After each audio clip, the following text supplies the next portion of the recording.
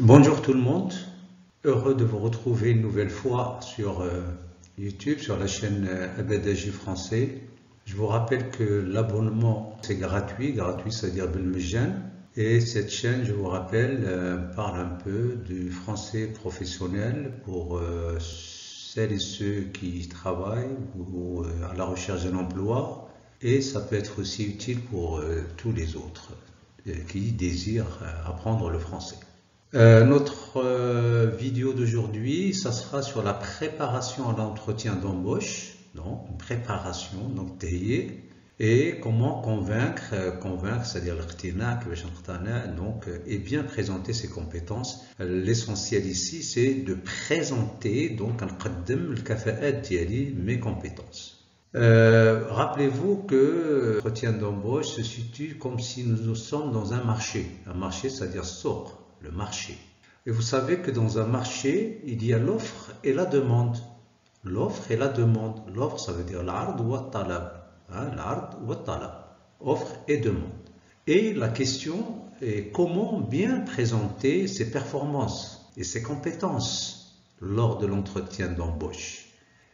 Donc, il faut soigner toutes les étapes, jamais un marahil de l'entretien, depuis le début jusqu'à la fin de l'entretien. Donc chaque étape, il faut bien la soigner et bien présenter sa marchandise, c'est-à-dire ses compétences et ses performances. Donc rien n'est facile, rien n'est classique, donc rien n'est difficile. Il faut se préparer tout simplement. Donc quand il y a une bonne préparation, il y aura de bons résultats, c'est sûr. Alors vous voyez ici ces dames en train de faire une simulation d'entretien d'embauche. Donc l'entretien d'embauche, donc elles se mettent à plusieurs. Donc c'est toute une petite équipe qui commence à poser des questions et répondre aux questions relatives à l'entretien d'embauche. Donc vous voyez que la préparation, donc taillée à l'entretien, c'est très important.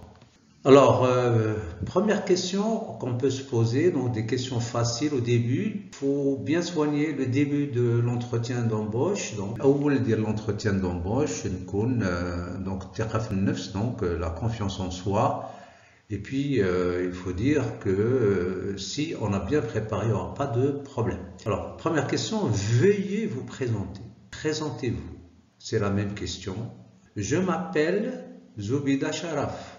J'ai 22 ans, j'habite à Marrakech, je suis célibataire, j'ai le diplôme du baccalauréat en sciences de la vie et de la terre.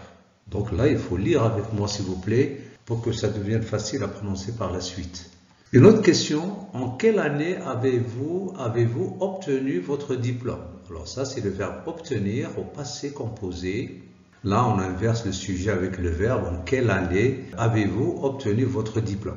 J'ai obtenu mon diplôme en 2020. Ou bien on peut répondre en 2020 pour être court.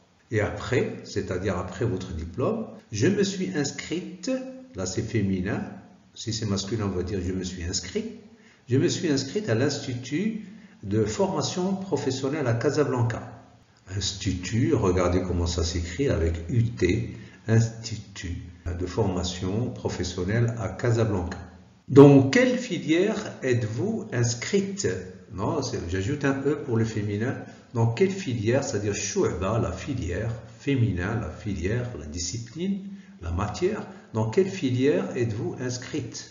Je me suis inscrite dans la filière mécanique auto, mécanique sayarat.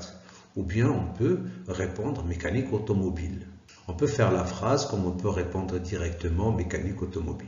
Quelle est la durée de votre formation? Quelle est la durée de votre formation? La durée de ma formation est de 2 ans.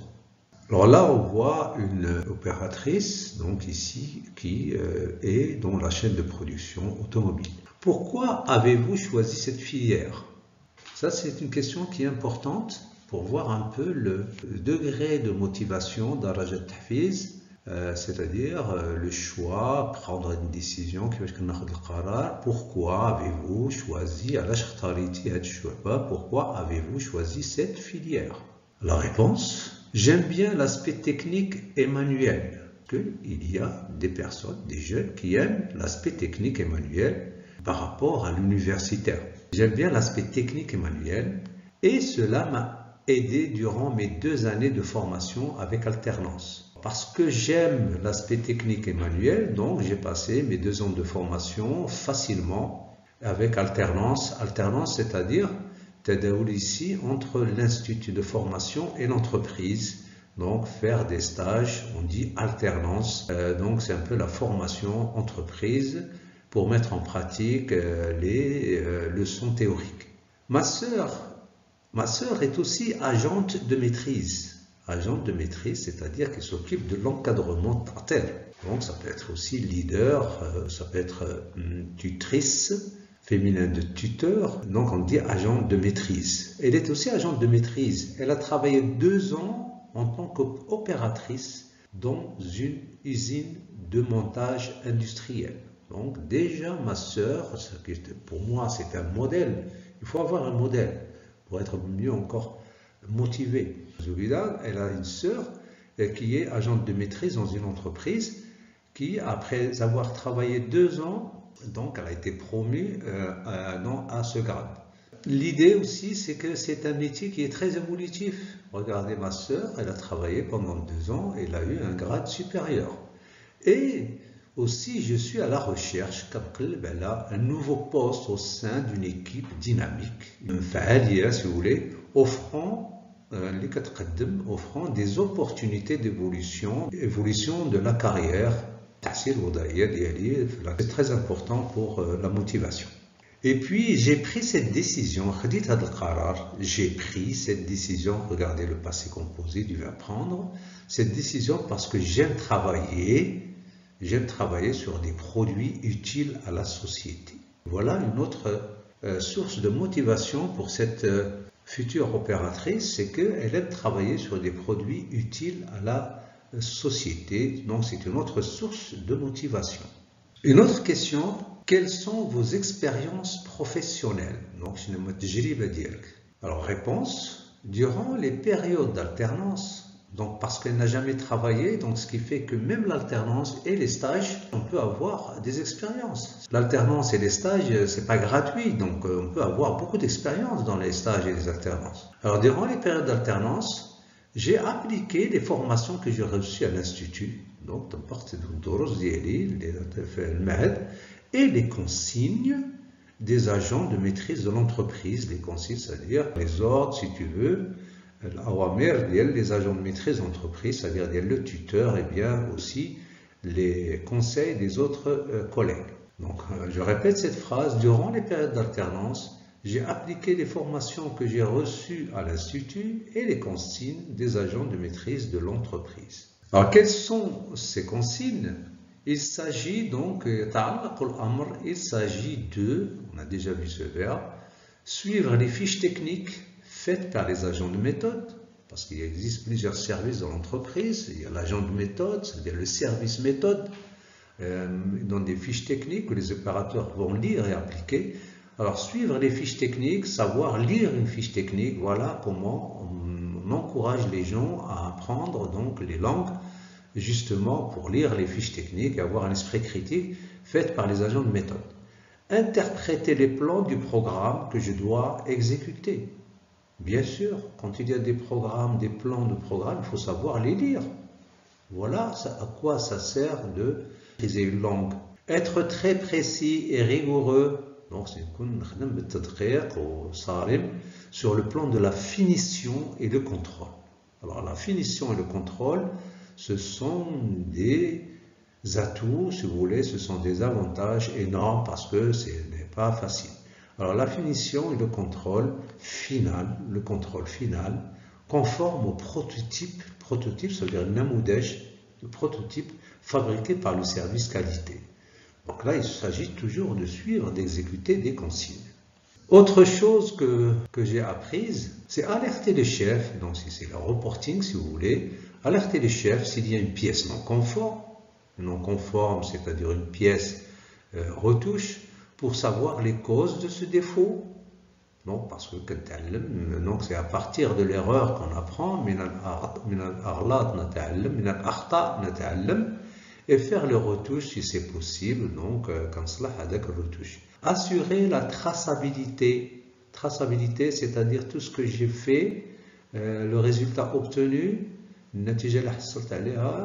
donc la traçabilité, sur un ordinateur avec les références de la pièce, si vous voulez, références de la pièce. La traçabilité, ça c'est important, la traçabilité, parce que chaque travail, il faut qu'on laisse une traçabilité.